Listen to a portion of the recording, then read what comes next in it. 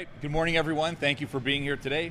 I'm Attorney General Dave Sunday, and I want to thank you again. We're here for a very important announcement to make regarding the closure of a high-level cocaine and crack cocaine network that operated primarily here in Philadelphia. Before I get into the details of the investigation, I want to emphasize the importance of working together on behalf of the communities that we serve. Collaboration is not optional. It's happening every single day here in Pennsylvania to protect our children from illegal drugs. Dealers cross lines, and so must we. Criminals cooperate, and so must we.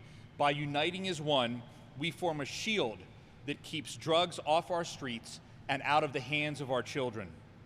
Collaboration makes communities safer, and everyone you see here today played a very important role in bringing down this high-level drug trafficking organization. And before we get into the facts, I want to take a moment to let you know who all is up here with us today. Now, there are some people who couldn't be here today, and one of them is the Philadelphia Mayor, Cherelle Parker. I want to take a minute to thank her for all of the work that she's done to collaborate with me. I know that's a very important part of what she's looking to do in Philadelphia, and from day one for me as Attorney General, we've worked on that together. In addition to myself, we have Bucks County District Attorney Jennifer Shorn. From the Philadelphia Police Department, we have Deputy Commissioner James Kelly. We have Philadelphia Sheriff Rochelle Bilal. We have the members from the U.S. Drug Enforcement Administration. We have the FBI here today. We have Homeland Security Investigations here today. We have members of the Bensalem Police Department and the Bristol Township Police Department. Although they couldn't make it today, I want to recognize Montgomery County District Attorney Kevin Steele. They were unbelievably important and were essential contributors to the outcome.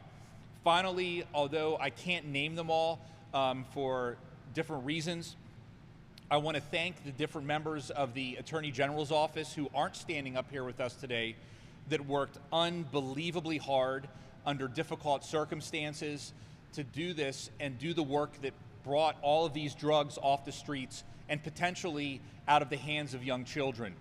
The amount of work that they put in is critical to safety, and I wish I could acknowledge them, but for investigative purposes, I can't always do that, but I want to make sure they know that they're appreciated, and we all thank them very, very much.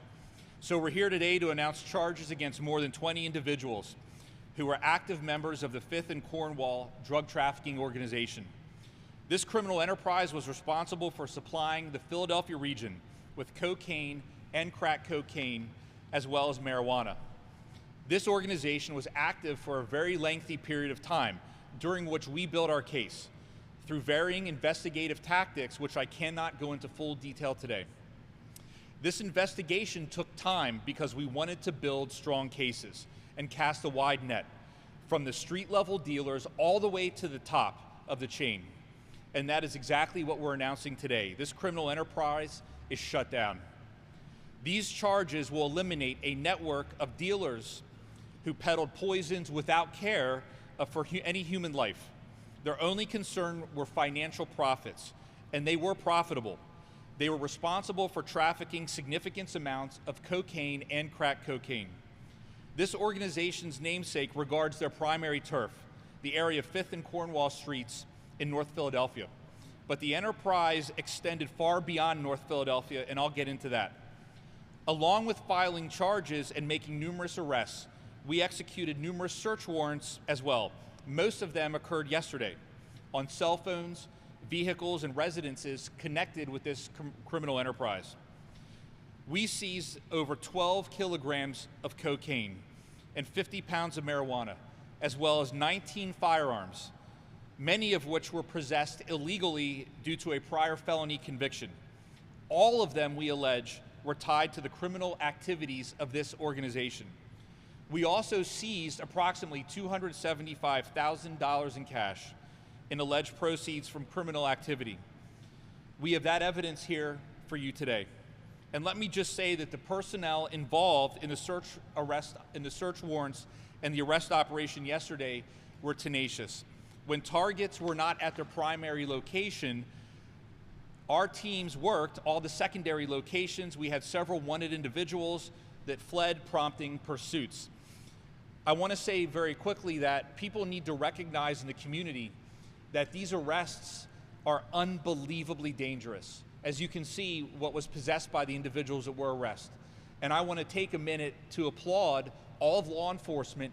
Every single day they put their lives on the line to do this unbelievably important work. And any second, something bad could happen.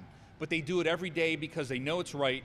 It's because who they are, and they will continue to do it. And I, for one, am grateful for them, and everyone else should be as well. I want to reference, before we go into the facts of the case, everyone that we're talking about today, they are presumed innocent unless and until proven guilty. We have here a flow chart that you can utilize that shows how the crew operated. It was very much like a factory assembly line. The foreman was Jimmy Torres. Torres lived in Puerto Rico, but he spent time in Philadelphia. He was the top of the chain. When Jimmy Torres was in Puerto Rico, his son Matthew Torres oversaw the trafficking enterprise. Matthew Torres was taken into custody yesterday. Efforts are ongoing at this time to arrest his father. The enterprise operated this way.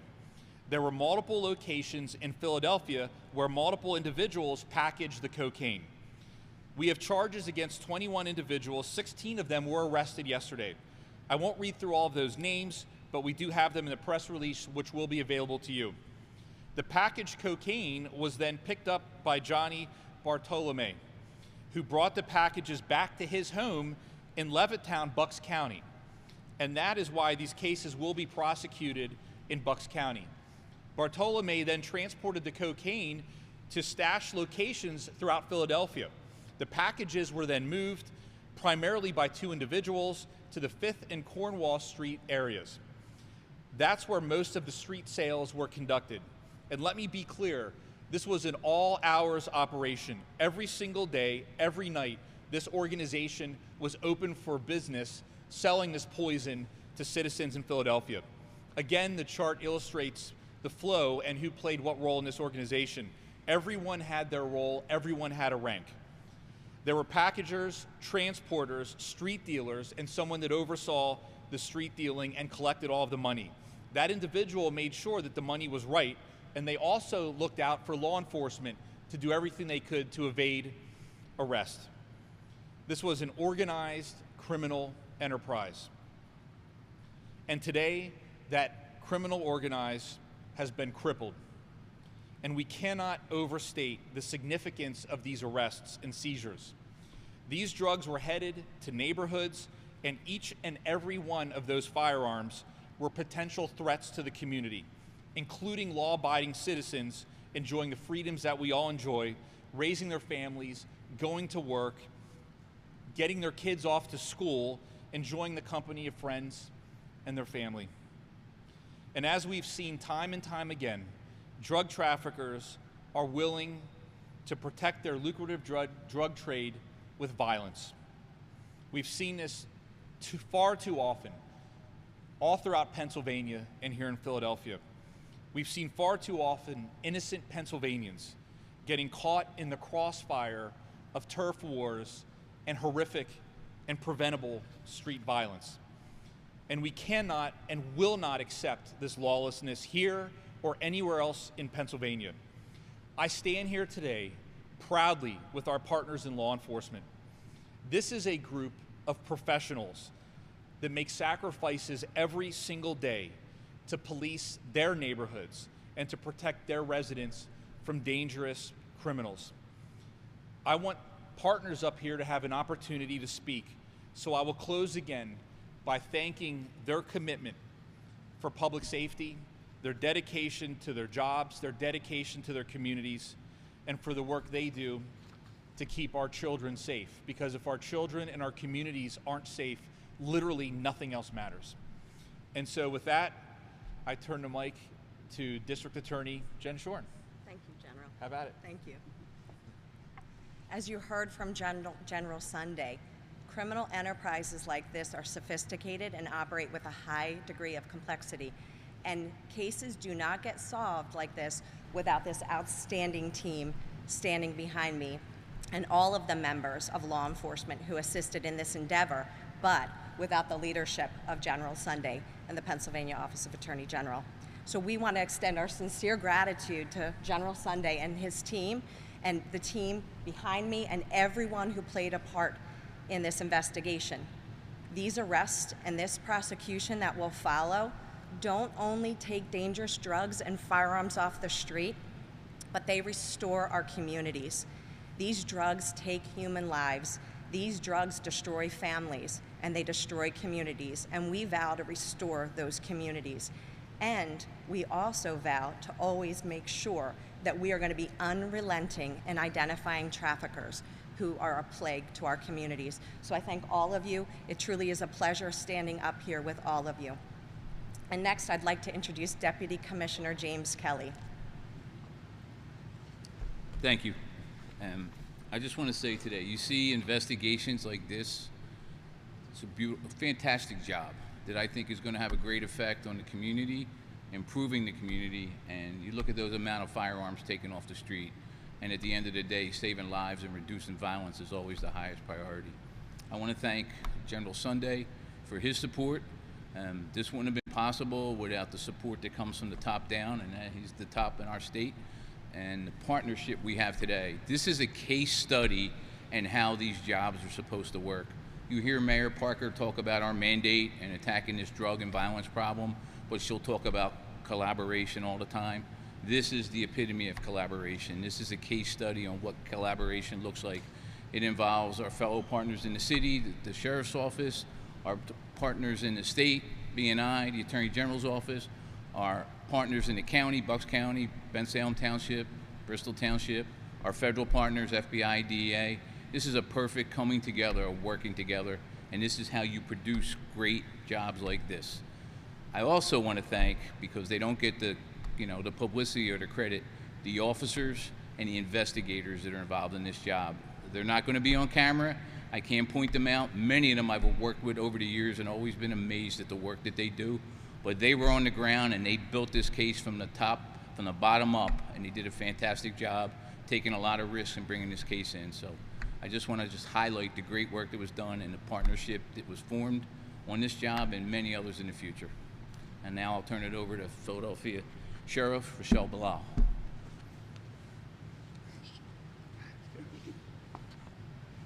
Good morning.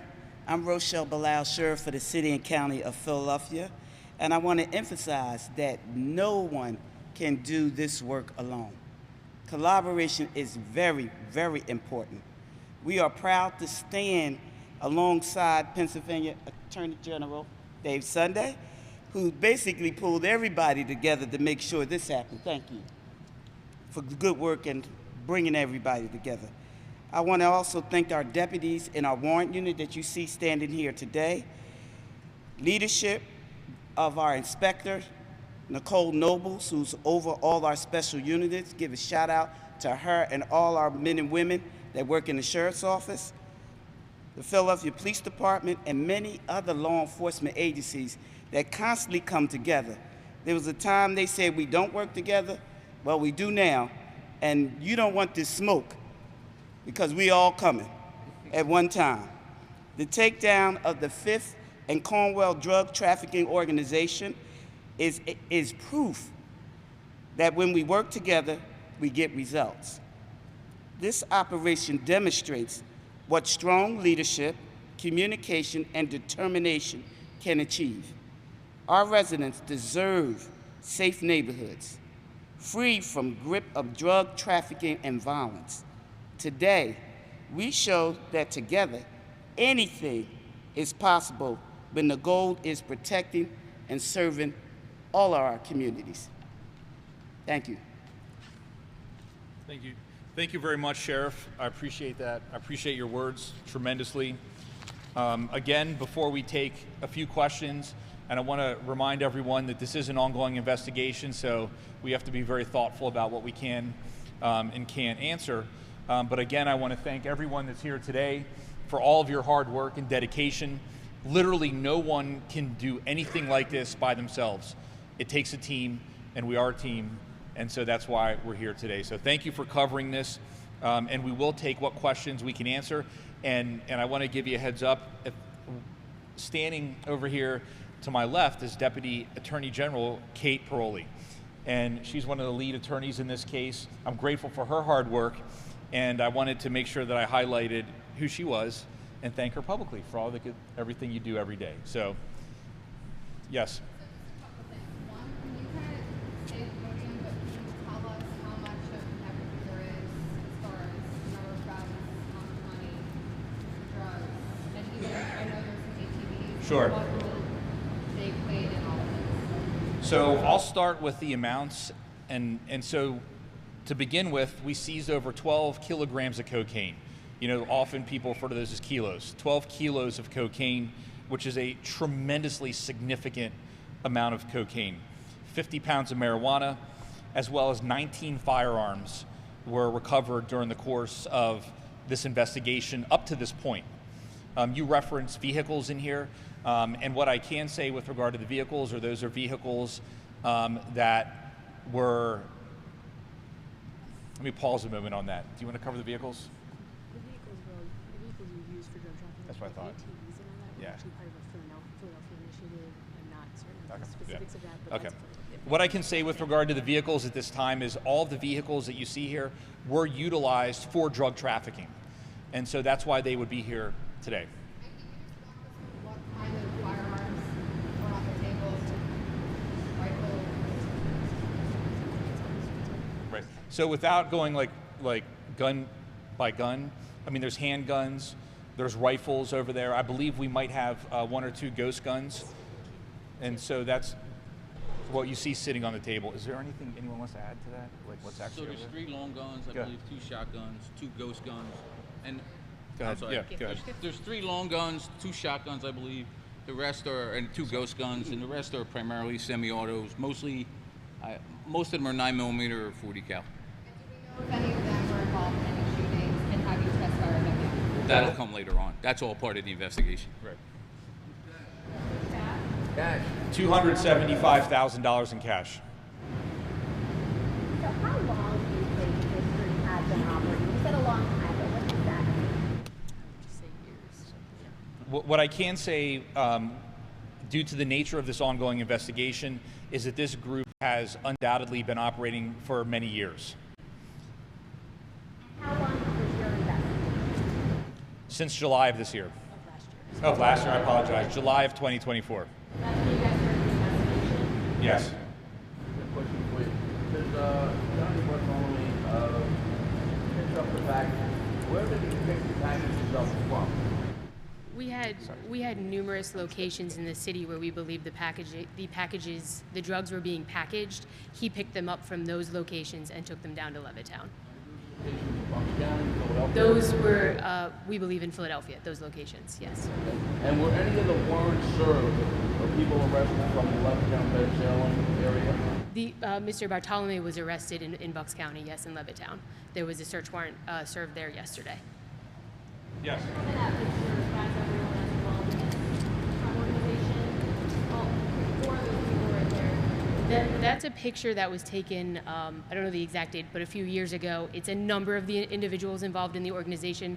That was actually a trip or a vacation that they took, but that shows that they were all social with each other as well. But everyone in that picture is involved in this organization. I will say the majority of them are, yes.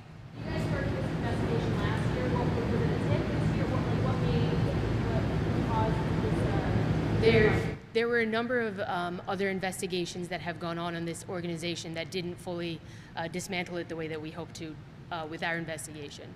A number of those investigations were Philadelphia Police Department investigations that were what we call street level jobs, where they would go in and arrest the street dealers and just try to clean up the streets. Some of our agents were involved in that, and they took that as an opportunity to go deeper into the organization the way that our office is able to do that. Can you just kind of explain how the counties connect all the counties? So Montgomery County assisted in an investigation. We were able to use some of their facilities to facilitate our investigation over the past month. Bucks County, a number of their law enforcement assisted yesterday, particularly in their search warrants, but the Bucks County connection was that almost all of the drugs that were being sold by this DTO were going through Bucks County through that Levittown address and were being stashed there at one point.